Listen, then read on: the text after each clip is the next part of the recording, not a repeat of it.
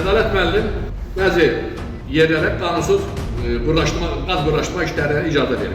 Kanal 21-in hüquq şöbəsinin müdiri Əzami Mamedov etibarnamə əsasında hüquqlarını müdafiə etdiyi Nəbiyev İlhamın 16 il müddətində Azərqazda çalışdığını və Bərdə rayon Azərqazın müdiri Ədalət bəyin imtahanından belə yüksək nəticə göstərdiyini bildirib.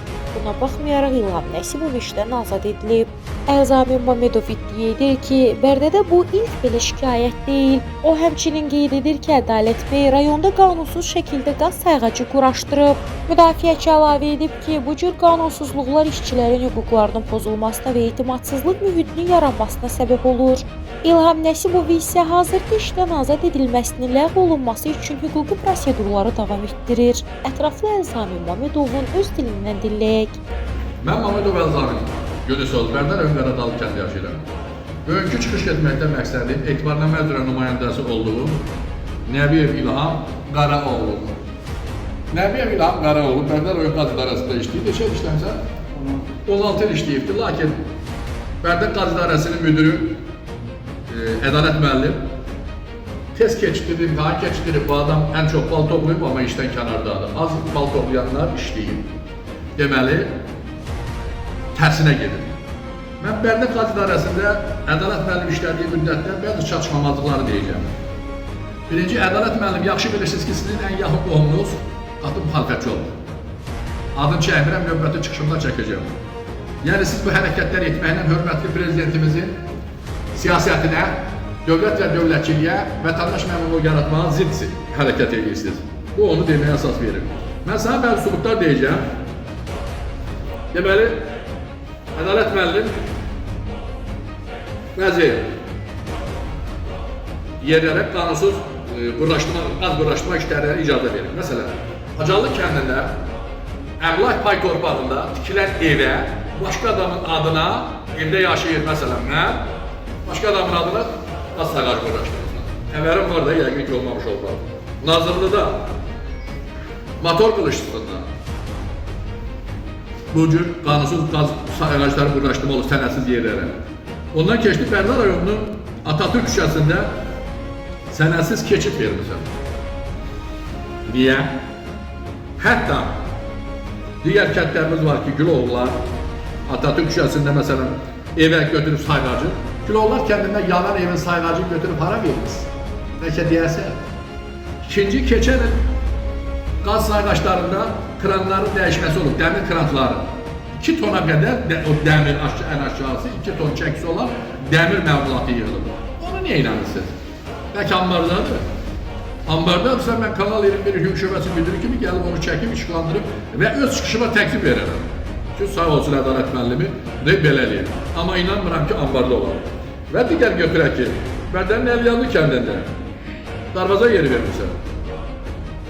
Ondan keçdim, Bərdə Atatürk küçəsində sayğacı köçürüb Bahadır Hacıyevə quraşdırmışam.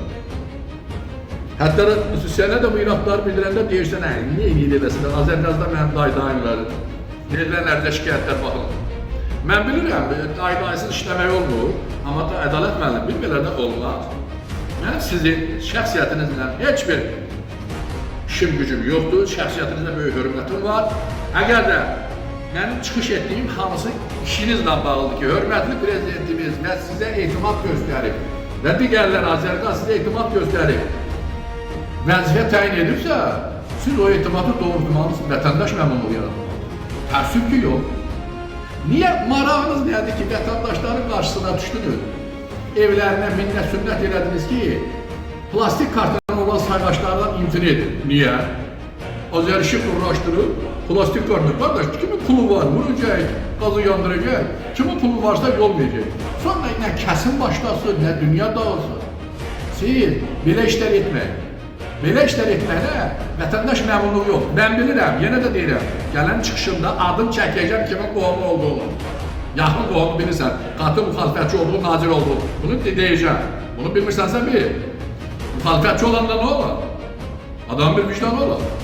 Adam bir dövlət və dövlətçiliyə xidmət edir. Sizin marağınız nədir ki, sayğacları digər yerlərdə qeyri-qanuni dəyişib qurlaşdırırsınız. Buna kim icazə verir? Hansı layihələmə verir? Layihələmə gedir. Qazı xəttin kəstirirsən, orada aşını düzəltdirirsən. maşın keçidi üçün. Sənədləşmə vermiş, sənəd təqdim edir. Nəbiyev İlhamın anası birinci qrup dializ xəstəsidir evdə. Siz təsəvvür edirsiniz ki, Ədalət müəllim kim işlər çıxarır və işə kimləri hansı balına bərq edir. Ümidvaram ki, ölkəmizin prezidenti hörmətli İlham Əliyev və Azərqazın rəhbərliyi Bərdə Qaz İdarəsində Ədalət müəllimin mən qaldırdığım bu problemləri mən bizim iştirakımızla nümayəndəsi olduğum Nəbiyev İlhamın iştirakı ilə yerlərində baxış keçiriləcək, hansı evlərə qeyri-qanuni sayğac qurlaşdırılıb onlar araşdırılacaq. Niyə vətəndaşı aldadıb sayğac qurlaşdırırsa şəhərdə problem yaşanır? Məqsədim nədir? Yenə də deyirəm, Hacıallı kəndində şəxsi evə əmlak payında titilən başqa adamın adına niyə sayğac qurlaşdırılır? Səbəbi deyil.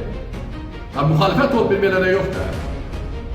Ümidvaram ki, hörmətli prezidentimiz Azərqaz, hüquq mühafizə orqanları, Ədalət müəllimin bu qanuna zid əməlin nümayəndəsi olduğu Nəbiyev İlhamın iştirakı ilə yoxlanılıb və araşdırılıb, Ədalət müəllimin barəsində qanuni tədbir görüləcək.